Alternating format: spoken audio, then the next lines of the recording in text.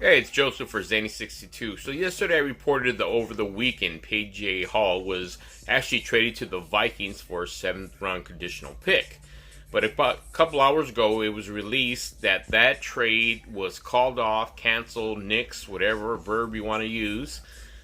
Now, PJ Hall didn't pass his physical when he went to the Vikings training camp and took his physical.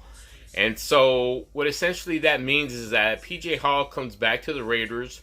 More than likely, the Raiders will cut him. They're hoping to get something out for him. The former second round draft pick out of Sam Houston State just didn't pan out for the Raiders. Now, that seventh round pick was obviously a 2021 conditional pick.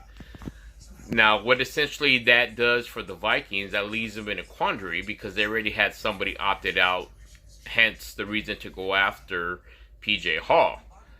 Now, the Vikings unfortunately also learned that Armendariz has opted out of the season, whether it be COVID-19, that's the belief.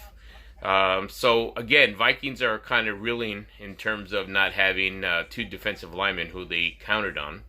And so with this PJ Hall failing his physical, being sent back to the Raiders, and more than likely the Raiders cutting PJ Hall, it seems PJ Hall is kind of up in the air whether or not any team will pick him up for the 2020 season.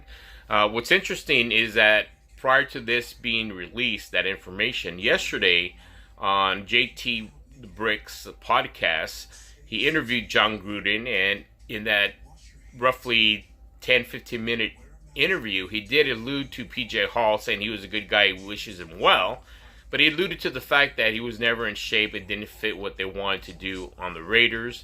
And there was more than a couple of times he alluded to his him being out of shape and not ready to perform at the level that John Gruden wanted him to perform.